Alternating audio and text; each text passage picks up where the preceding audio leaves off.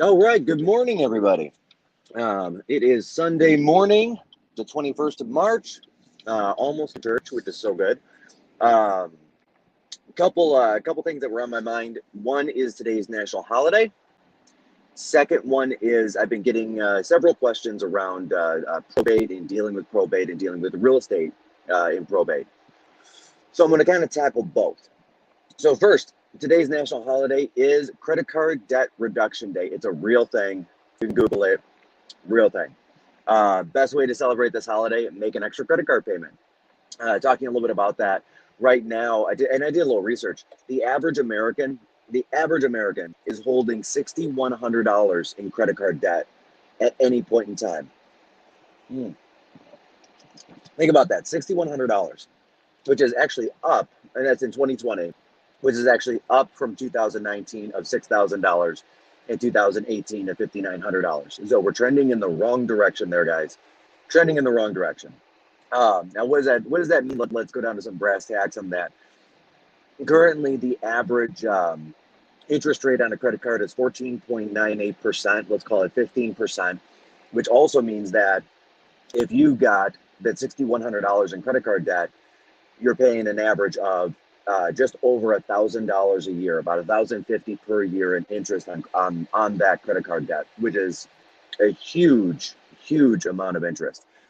Think about that, $1,000, and it looks small because we're talking about like $150 a month, so it doesn't feel big, but it's one of those things that's death by a thousand cuts. $1,000 a year could go towards your retirement fund. It could go towards kids' college funds. It could go towards a vacation. It could go towards any number of things. I mean, think about it. $1,000 could go towards any number of things that are not credit cards. Go figure. And what's worse is if you're considering putting it into some sort of a tax-free retirement vehicle, there's actually more than $1,000. It's closer to $1,200 or $1,300 depending on your tax bracket, right? Because you have to earn the money, pay taxes, then pay credit card interest, which is not a tax deduction. So today, again, guys, National Credit Card Reduction Day. Make an extra payment. Don't forget that if you put a charge on a credit card and you run that thing straight out, it is 44 payments to get rid of that initial balance, which is, again, just a ridiculous amount of money spent and given to people like Citi or Capital One. And they're winning, they're happy as American credit card debt keeps on going up. They're happy campers as American credit card debt keeps going up. I am not a happy camper.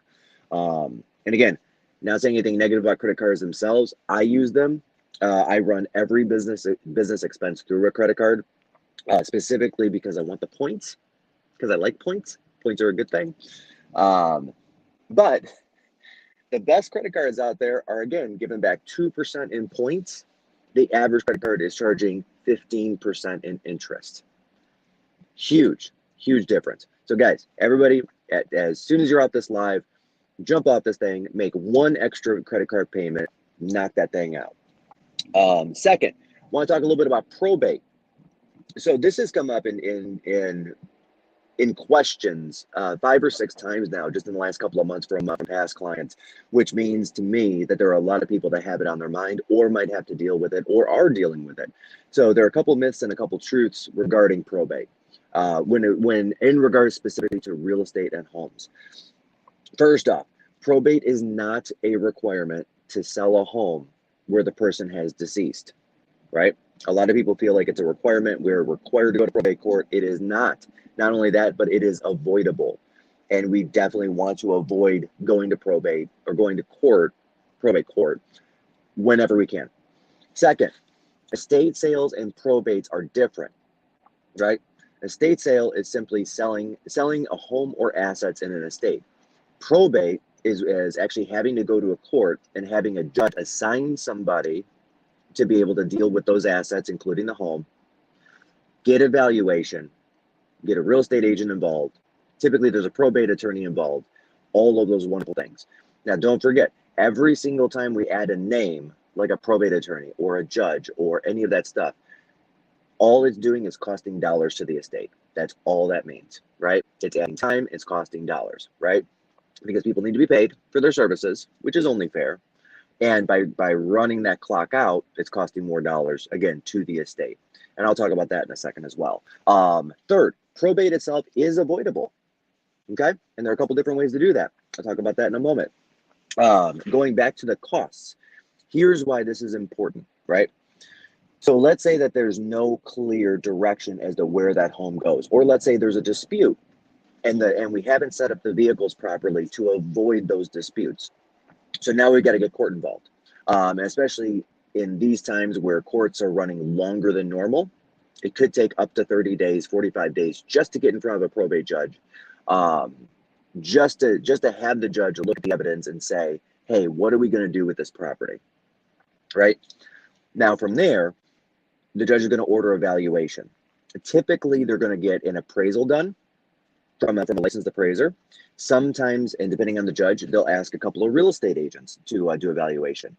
A lot of real estate agents will do those valuations for no cost because a lot of the time they're looking at potentially getting that business, which is not a bad thing. If the judge orders a full appraisal, that's a $375 to $500 cost, depending on the appraisal and the property. So there's another cost to the estate, right? Third, once that's been sorted, then the property goes on the market just like a regular sale, right? All of the offers are submitted to the judge for review, and typically speaking, the judge will take the highest offer, which also does not necessarily mean in this market the best offer, and we'll talk about that as well. So that's a myth that I've heard about probate. It's not the first offer that's accepted, it's the highest offer. Now here's the problem with this specifically. In this market, it's not always the highest offer that nets the seller the most money, right? I'll say it again. It's not always the highest offer that nets the seller the most money. We are having some pretty big appraisal issues where appraisals are not coming in. Over half the time, they're not coming in supporting the value of the property, okay? Now, why then? And the reason for that is simply, and I know I talked about this before, but home values are rising so fast, appraisals are 3 to 5% behind them, right? Because with an appraiser's got to look at the history. They've got to look at the last 90 days to 150 days of what's sold. If home values are going up 1% per month, and the average property they're using is 120 days old, that sale, that's 4% different right there, right? And property values are going up about 1% per month. So just using a simple math, let's say it's a $200,000 house.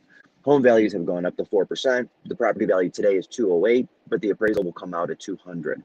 So if the judge has taken the highest bid, which they often do, because they believe it's the right thing to do, they're not being malicious in any way. By taking the highest bid, they could be leaving money on the table because when that appraisal comes in at 200, at that point, your property's been off the market for a little while, and then there's two options: either go back on the market, look for a different offer, or accept a lower appraisal, or negotiate to somewhere typically in between. A lot of versus taking an offer at, let's say, 206, but that buyer's guaranteeing the appraisal. The buyer will pay the difference in an appraised value and the sales price. The 206 is a much cleaner offer and will end up netting the seller more money. Because if you got to go back on the market, now in this market especially, there's a little bit of a stigma, and it'll be hard to get that same price again. I got a little bit off track. We're going back. Okay, we're getting it back. And then third is probate is avoidable. Oh, I forgot about that. So running all that time out, the 90 to 150 days that a typical probate takes, and don't forget, a probate can take up to or over a year, depending on how many people are filing claims on the dollars and the property and whatever the estate is holding, the bank accounts, all of it. I mean, probates can run out for literally, I've seen them run out for an entire year, which is egregious. But let's look at this from the flip point of view as well, right? If we're going a full year on probate, or even just let's say 4 months, and then add the cost of the appraisal to it, that's 4 months of taxes, 4 months of insurance, 4 months of payments the estate has to maintain if there's a mortgage, the cost of the appraisal, those couple $1,000 that I'm sure that person did not want the tax man or the judge, or not the judge, the tax man, or or courts or anything to get, they wanted their descendants to get, which is now no longer the case, right? So running this out just a little bit further, we can avoid probate essentially by doing two different things, because a will oftentimes in Michigan is not good enough because a will can be contested. Also, a will needs to be verified by a judge, right? Two basic ways to do this, and I will encourage you, because this is all attorney work and you want to get with your attorneys on this. Number one, having a revocable or irrevocable estate, having that set up, right? And once you have that estate set up, of course, you've got to fund it. And you fund it with the assets that you currently own. Ooh, that's bright. That is so bright. Which can be bank accounts or can be real estate, right? Any of those wonderful things. So what you want to do at that point is what's called a ladybird deed. Okay? I'm trying to stay out of the sun horizon here, so I don't have to put my sunglasses on. I'll put them on. There we go. Now, with a ladybird deed, specifically that deed, the reason why that's important is because it's a quick claim deed, but with a caveat. The caveat is it only goes into effect upon death, right? Now, the good thing, thanks, Kim, I appreciate it. She said my sunglasses are on my head. I wanted to keep my sunglasses off because I just wanted to there we go. I want everybody to see. There we go. That's right. I want people to feel like I'm looking at them and paying attention. Now, the ladybird deed, and what it does is it will take the what do you call it? The deed of the property, right? And then transfer it over to whomever it might go to, children, whatever that looks like, upon death, so that they can get rid of the property without having to go anywhere, because there's no dispute as to where it goes, because the title of the property has already been transferred. So that's complete. Okay. Again, guys, super important to have these things set up. Frankly, not super costly to set them up either. So, and just doing a little bit of Googling, you can get an estate set up for anywhere from $500 to a couple $1,000s, just depending on what attorney you go to, what assets you have, all of those wonderful things, and those can always be changed anytime. So putting those two things together, today being National Debt Reduction Day, pay off those credit cards, save $1,000 a year in interest, plus get your estate set up and get your affairs in order, because you never know what happens in life. But here's one thing I do know: nobody walks around. Well, this is not true. I don't know this, but people, for the most part, I believe, don't walk around saying, "Hey, I can't wait till I die because then the tax man's going to take everything." No, I think what happens is people say, "I work really hard, and anything I have, I want to go to my children, my spouse, whatever that is. And I want as few of those dollars going to anybody else as possible."